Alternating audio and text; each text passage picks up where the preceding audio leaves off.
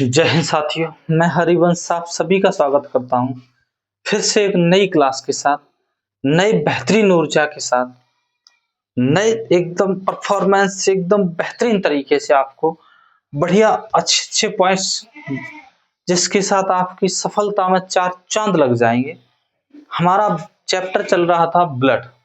हम बिना समय गवाए हुए आगे बढ़ेंगे, जिसमें हमने आरबीसी और डब्ल्यूबीसी कंप्लीट कर चुके हैं पिछली वाली क्लासों में, जिन्हें आप जाकर देख लीजिए। इसी चैनल पर आपको प्लेलिस्ट में मिल जाएंगे।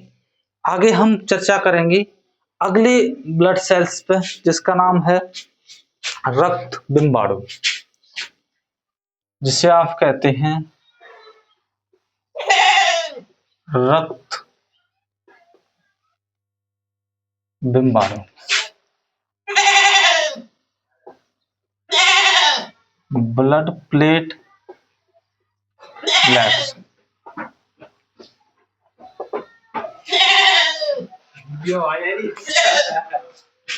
हम ब्लड प्लेटलेट्स कहते हैं, ठीक है भाई। अच्छा, आगे ध्यान दें।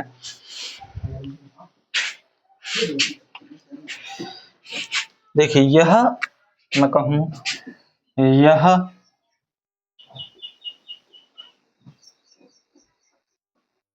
सूक्ष्म और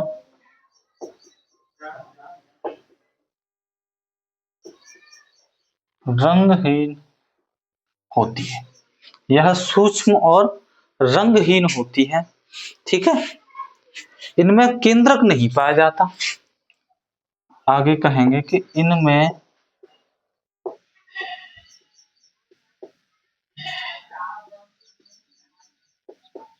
केंद्रक नहीं पाया जाता। इनमें केंद्रक नहीं पाया जाता। यह मुख्य रूप से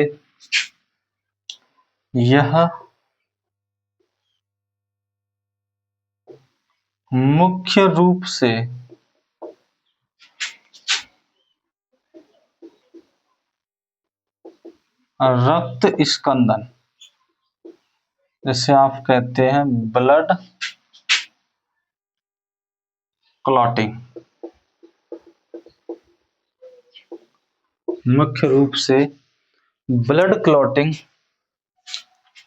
और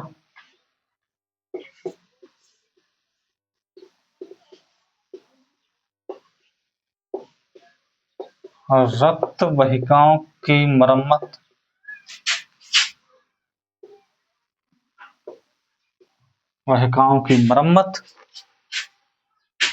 और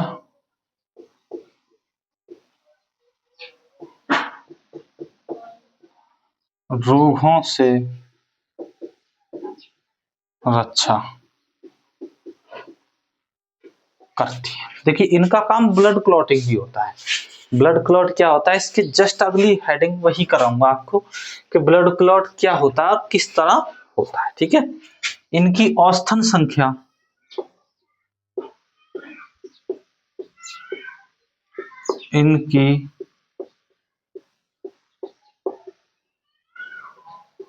औसतन संख्या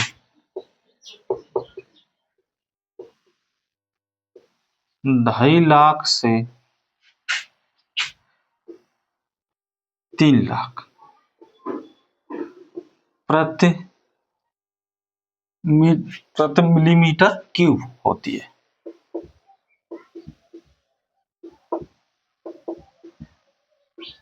देखिए, जब कभी आपको डेंगू की दिक्कत होती है तो हाँ, डॉक्टर कहते हैं आपकी 10,000 प्लेट गिर गई, आपकी 12,000 प्लेट गिर गई हैं, बड़े डर जाते हैं एकदम। भाई क्यों डरना है, तो इतनी सारी, वो ये क्यों नहीं बताते है कितनी टोटल है। भाई है भी तो बहुत सारी, लाखों में है।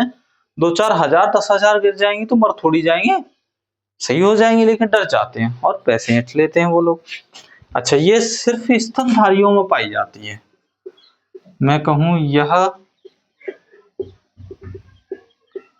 सिर्फ स्तनधारियों में पाई जाती है।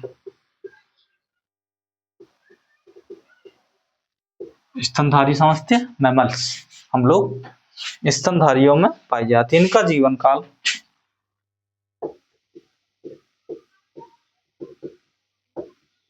इनका जीवन काल 3 से 5 दिन का होता है। 3 से 5 दिन का होता है। यह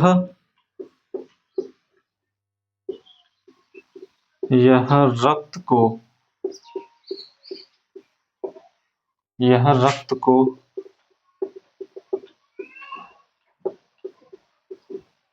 गाढ़ा बनाती है।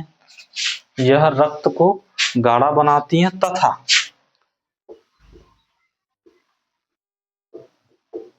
जमने में मदद करती है ताकि बिल्कुल पतला ना हो जाए। डेंगू बीमारी जो होती है, डेंगू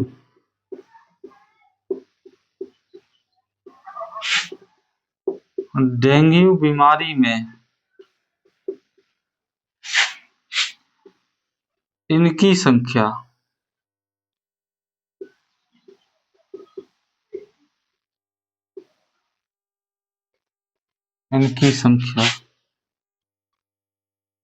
कम हो जाती है, जो किसी दूसरे व्यक्ति से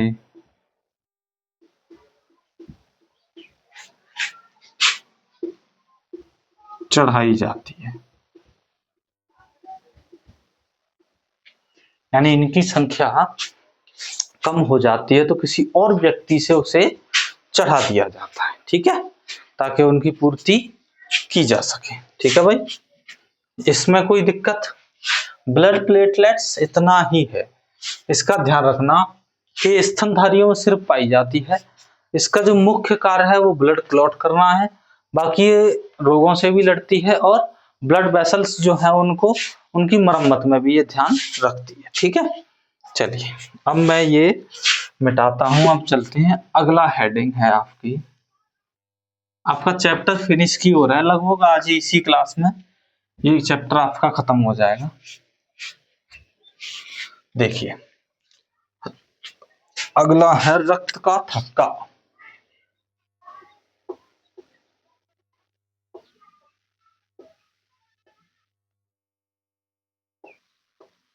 रक्त का थक्का,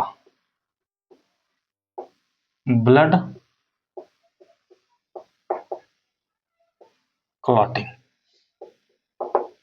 देखो मैं इसमें आपको कुछ ज्यादा लिखाने की बजाय मैं चाह रहा हूं आपको ऐसे माध्यम से समझाया जाए कि एक ही बार में आपकी समझ में आ जाए। तो सुनो, जैसे मान के चलिए आप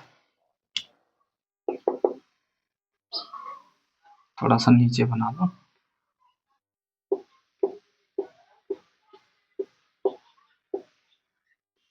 ये आपकी ब्लड प्लेटलेट्स हैं। ये क्या है?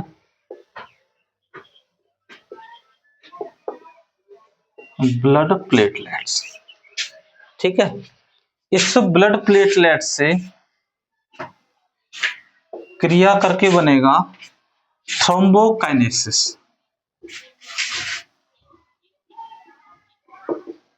थ्रोम्बोकाइनेसिस का निर्माण होगा। यह थ्रोम्बोकाइनेसिस की सहायता से इसमें एक धातु भी सहायक होती है, धातु सहायक, जिसे आप कहते हैं कैल्शियम। कौन सी धातु सहायक होती है? कैल्शियम, जिसके कारण यह प्रोथ्रोम्बिन में परिवर्तन होगा।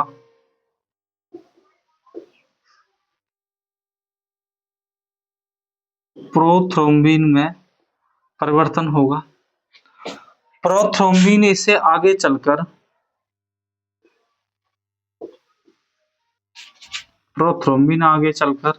इसे बदल देगी थ्रोम्बिन में।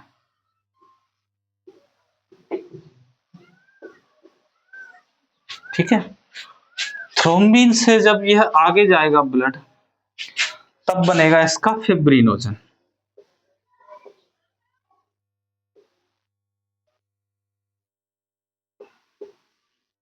फिब्रिनोजन से क्रिया करके बनेगा फिब्रिन, क्रिया करके क्या बन जाएगा? फिब्रिन। यही इसी फिब्रिन से यह जो सेल्स थी इनमें बन जाएंगे आपके क्लॉट। कुछ इस तरह से यहाँ पर क्लॉट बन जाएंगे जिससे आप कहेंगे ब्लड क्लॉटिंग। ठीक है, देखिए हैं? 10-15 मिनट दीजिए। देखिए तो बनाएगा ना रे,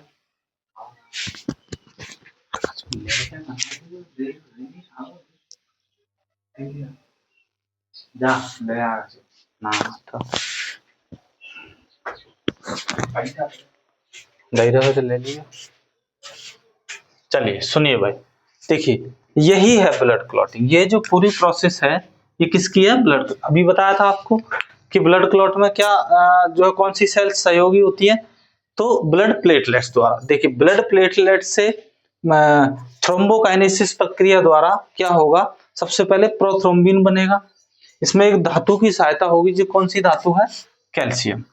किस धातु की सहायता ली जाती है? तो कैल्शियम की। ठीक है, प्रोथ्रोम्बिन आगे चलकर थ्रोम्बिन बनाएगा, थ्रोम्बिन बनाएगा फिब्रिनोजन, और फिब्रिनोजन बनाएगा फिब्रिन। अच्छा, ये इसमें अगर मैं बात करूं, देखिए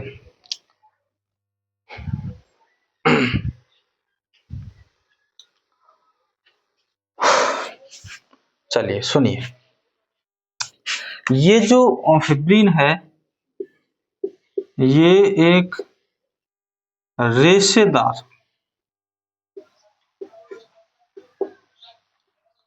प्रोटीन होता है। यह कैसा होता है? एक रेशेदार प्रोटीन होता है जो ब्लड पे जाके ऊपर जम जाता है, और वहां जम जाता है तो वो ब्लड क्लॉट बन जाता है। ठीक है, अच्छा यहाँ जो ब्लड क्लॉट बनता है तो उस पर जो ऊपर जमने वाला भाग है उसे सीरम कहते हैं। उसे क्या कहते हैं भाई? सीरम। ठीक है, चलिए ये बात आपकी अगर समझ में आई है, ये चित्र, तो ये मान लीजिए ब्लड क्लॉट आप प्रॉपर समझ पाए हैं। ब्लड क्लॉट में दो ही सहायक है, वैसे चार होते हैं लेकिन नाम सेम है, प्रोथ्रोम्बिन, थ्रोम्बिन, अर्थात आप थ्रोम्बिन याद रख सकते हैं। ये फिब्रिन, फिब्रिनोजन, फिब्रिन। ठीक है, ओवरऑल दो ही चार जो है तत्व सहायक होते हैं। चलिए ये रख कर मैं इसमें थोड़ा सा लिख लेते हैं। चलिए देखो, शरीर का जब कोई भाग कट जाता है,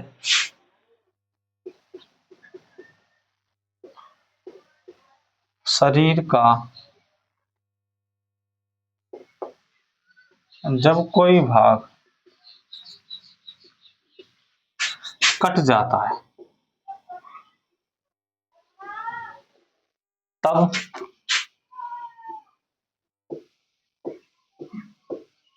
ब्लड बाहर आता है, ब्लड बाहर आता है। ठीक है, अच्छा आगे,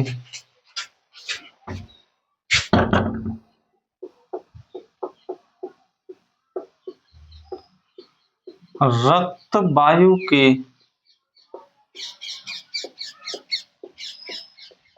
संपर्क में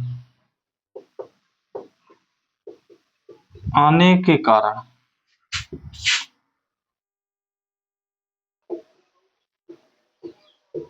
blood platelets, blood platelets,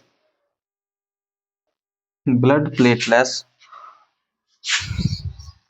thrombokinesis पदार्थ,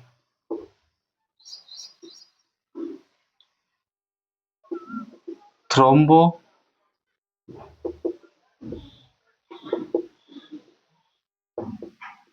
काइनेसिस पदार्थ का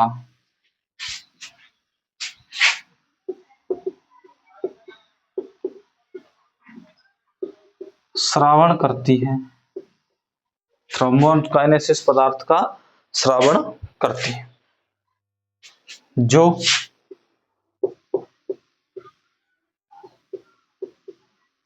जो कैल्शियम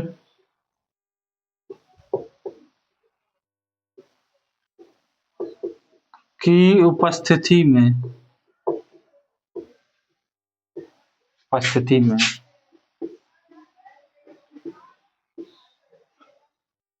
प्रोथ्रोम्बिन को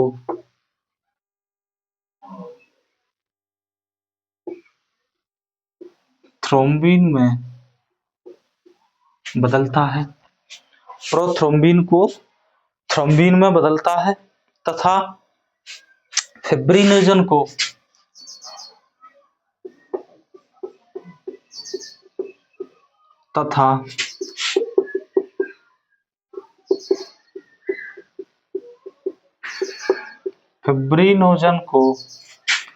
फिब्रिन में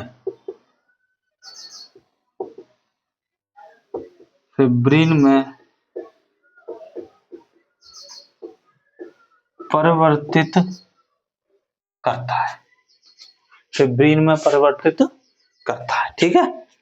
अच्छा, यह जो फिब्रिन है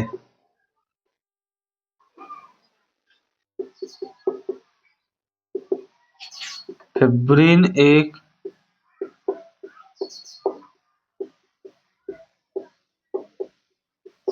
रेशेदार प्रोटीन है जो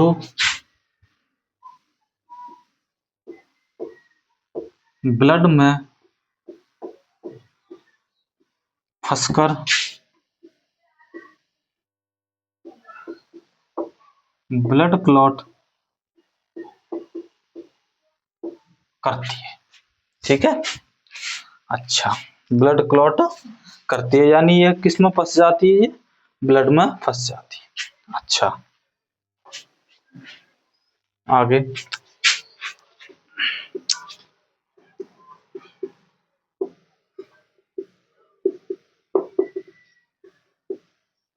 ब्लड क्लॉटिंग के बाद घाव पर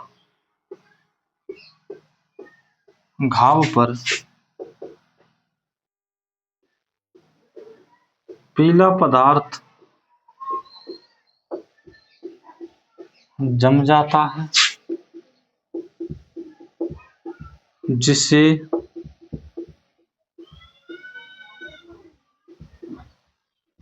सीरम कहते हैं। पीला पदार्थ जम जाता है जिसे सीरम कहा जाता है, जिसे सीरम कहा जाता है। अच्छा, आगे प्रोथ्रोम्बिन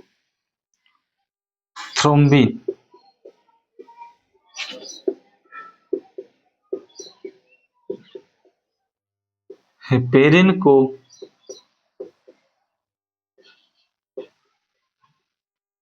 निष्क्रिय करता है, क्योंकि हेपेरिन जो होती है ये ब्लड को पतला करने का काम करती है, अर्थात फिर ब्लड क्लॉट नहीं हो पाएगा, इसलिए उसे क्या करता है? ये निष्क्रिय करने का काम करता है।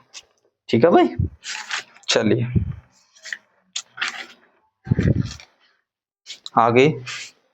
आगे हम चर्चा करेंगे। अभी देखो ध्यान से,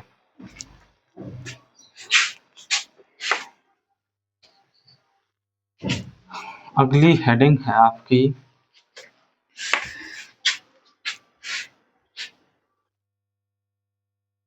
रुधिर वर्ग।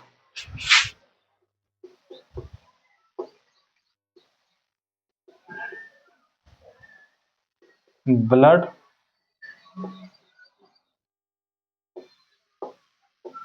ग्रुप्स। ठीक है, देखो रुधिर वर्ग की खोज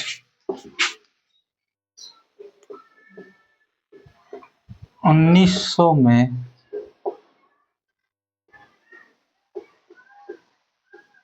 कार्ल लैंडस्टीनर के द्वारा ABO की गई। ABO की गई थी। ठीक है। अच्छा, अच्छा, जो चौथा प्रकार है ए बी ब्लड ग्रुप,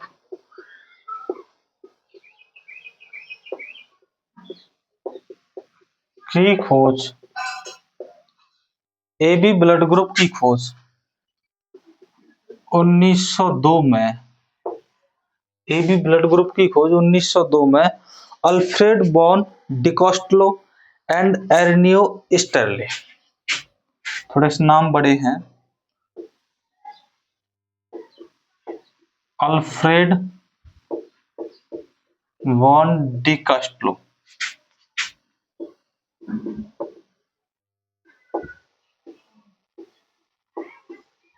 और एड्रियानो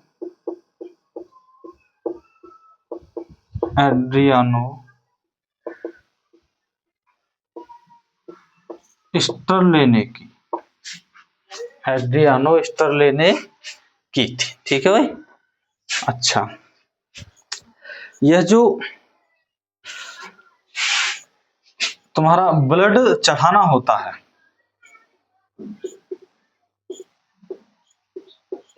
ब्लड चढ़ाना सर्वप्रथम 1825 में जेम्स विल्डेल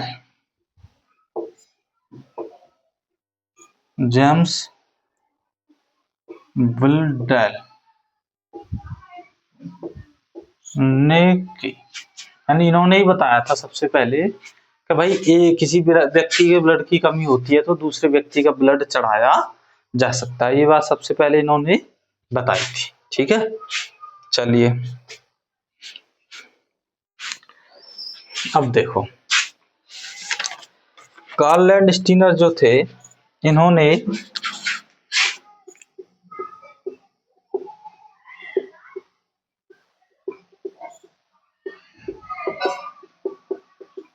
कार्ल लैंडस्टीनर ने चार प्रकार के ब्लड के बारे में बताया,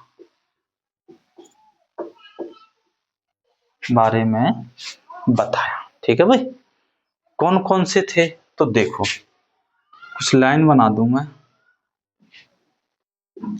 ये हो जाएगी आपकी ब्लड ग्रुप, ये हो गई एंटीजन, एंटीबॉडी, रिसेप्टर ले सकते हैं और डोनर दान करने वाले। ठीक है, ये हमने ब्लॉक बना दिए।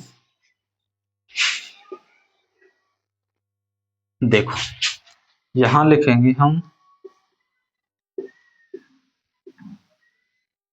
ब्लड ग्रुप, ये हो गया आपका एंटीजन, ये हो गया आपका एंटीबॉडी, यहाँ आपका एक्सेप्टर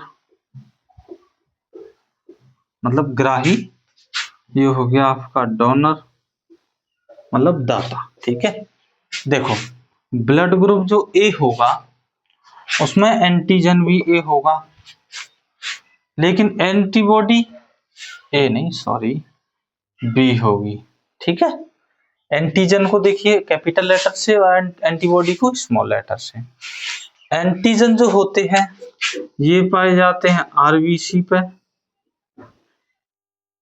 एंटीबॉडी जो होती हैं वो पाई जाती हैं प्लाज्मा में। चाहो तो इनको डब्ल्यूबीसी भी लिख सकते हो, डब्ल्यूबीसी में भी पाई जाती है। ठीक है, अच्छा देखिए अब ये ए वाला व्यक्ति किस किस से ले सकता है, तो ये अपने जैसे से ले सकता है और ओ से ले सकता है।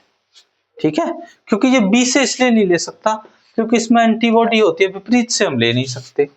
अच्छा, ये दे किस किस को सकता है, तो ये ए को दे सकता है और ए बी को दे सकता है, क्योंकि जो ए बी ब्लड ग्रुप्स होता है उसमें कोई एंटीबॉडी होती ही नहीं, तो मतलब यहाँ इसको कोई दिक्कत है।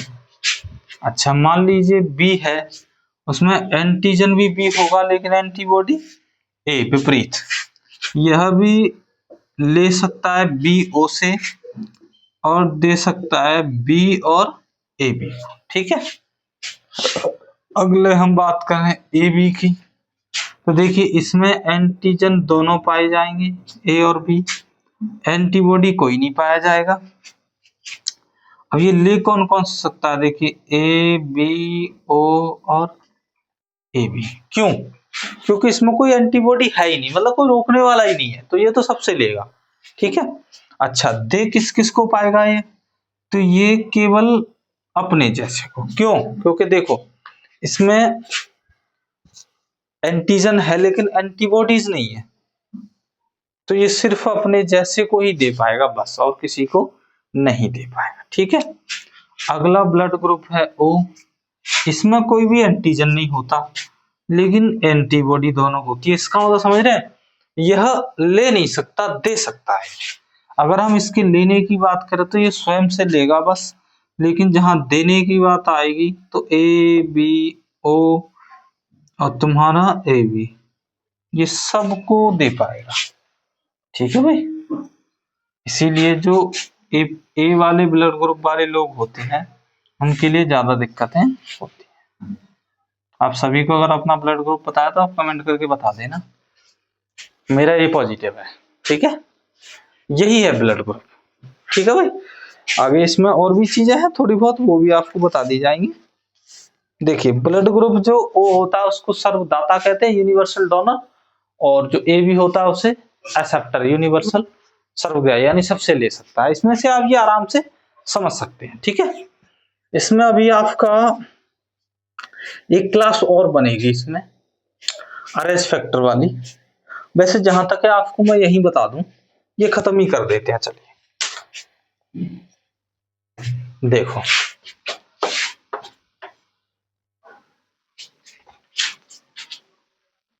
कुछ विद्वानों ने देखा कि भाई एक रीसस नाम का बंदर था, उस रीसस नामक बंदर में एक स्पेशली जो है ब्लड ग्रुप्स पाए गए।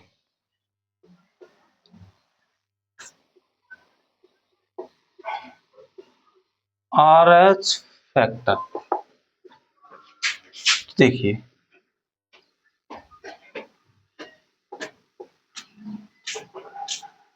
रीसस नामक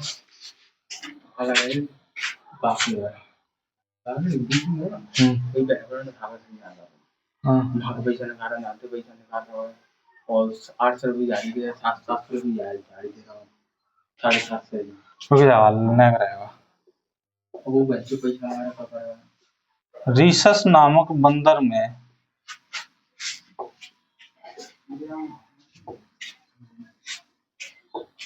पाई गई।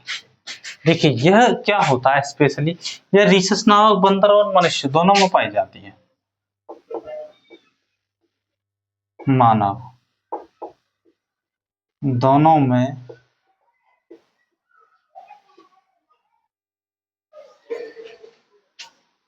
पाई जाती है। जैसे देखो, अगर RH माइनस है, इसका मतलब आपके RH उपस्थित नहीं है। RH प्लस है, मतलब है उपस्थित है।